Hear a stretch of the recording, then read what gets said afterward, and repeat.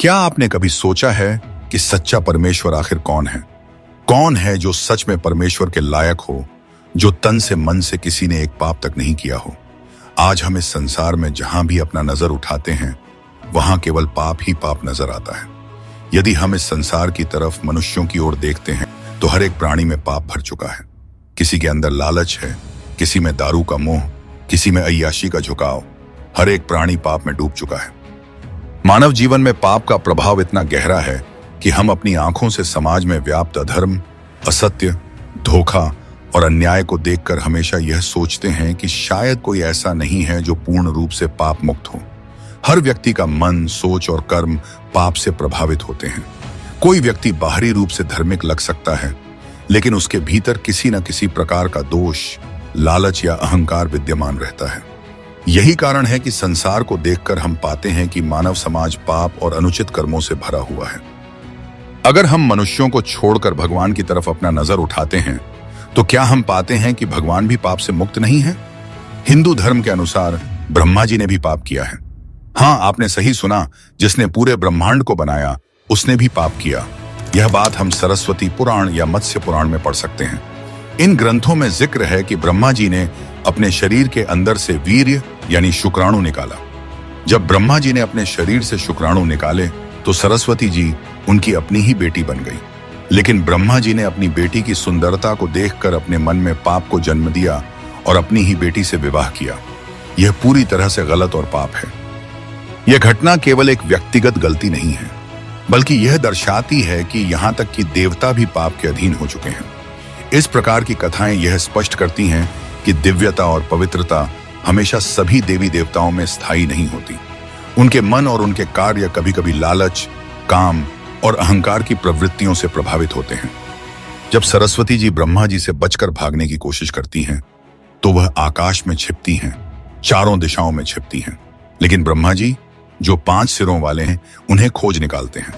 अंततः सरस्वती जी को हार माननी पड़ती है और अपने पिता से विवाह करना पड़ता है। इस घटना में यह स्पष्ट रूप से दिखता है कि हिंदू धर्म के देवी देवता भी पाप के अधीन हो सकते हैं। सिर्फ यही नहीं, हिंदू धर्म में अन्य कथाओं में भी यह उदाहरण मिलता है कि देवी देवता हमेशा पवित्र नहीं रहते। उनके मन में कभी कभी लालच, काम और अहंकार की भावना जन्म लेती है। यह दर्शाता है कि भगवान भी सीमितता के अधीन हो सकते हैं और उनके कार्य और निर्णय हमेशा पवित्र नहीं माने जा सकते। लेकिन अब हम देखेंगे कि प्रभु यीशु मसीह में ऐसा कुछ नहीं है। यीशु मसीह ने संसार के पापों के लिए अपना जीवन दिया।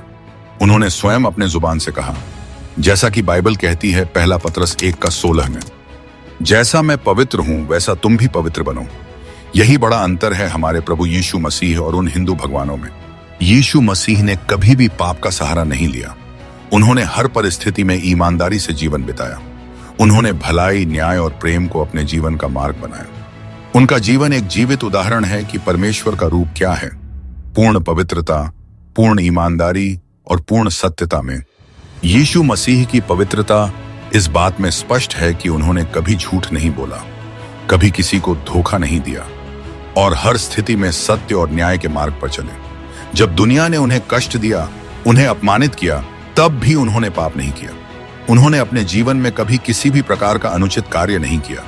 उन्होंने लोगों के लिए दया और करुणा का उदाहरण प्रस्तुत किया। यीशु मसीह ने न केवल अपने जीवन में पाप से दूरी बनाई, बल्कि उन्होंने संसार के पापों को अपने ऊपर ले लिया।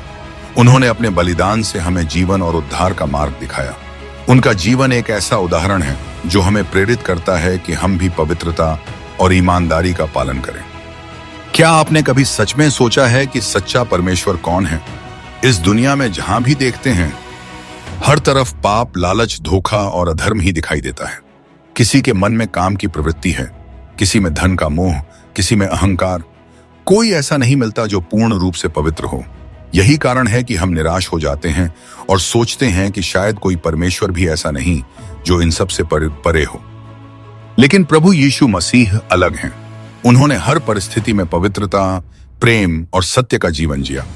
उन्होंने कभी झूठ नहीं बोला, कभी किसी को धोखा नहीं दिया और हर दर्द, हर अपमान, हर संघर्ष में भी पाप का सहारा नहीं लिया। उन्होंने अपने जीवन से हमें दिखाया कि परमेश्वर कैसा होता है, पूर्ण पवित्र, पूर्ण दयालु और पूर्ण न्यायप्रिय। उन्होंने न केवल पवित्र जीवन जिया, बल्कि संसार के पापों को अपने ऊपर लेकर हमें उद्धार का रास्ता दिया। उन्होंने कहा, जैसा मैं पवित्र हूं वैसा तुम भी पवित्र बनो। यह आम जीवन का संदेश नहीं, बल्कि आत्मा को बदल देने वाली शक्ति है।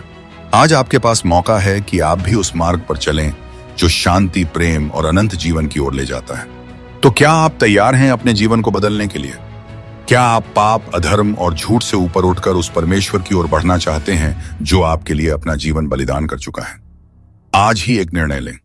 अपने मन को प्रभु यीशु मसीह की ओर मोड़ें और उनसे प्रार्थना करें, हे प्रभु, मुझे अपने जीवन का हिस्सा बनाइए, मुझे पवित्रता और प्रेम के मार्ग पर चलाइए।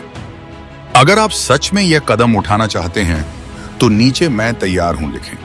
हम आपके साथ हैं, आपकी हर आध्यात्मिक यात्रा में साथ चलेंगे, प्रार्थना करेंगे और आपको सच्चे जीवन की ओर मार्ग दिखाएंगे। यह सिर्फ एक शुरुआत है। एक नया जीवन, नई आशा और अनंत शांति का मार्ग आपके सामने खुल रहा है।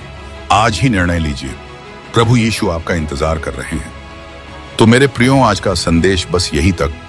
फिर मिलेंगे अगले वीडियो में। परमेश्वर आपको आशीष दे। जय मसीह की।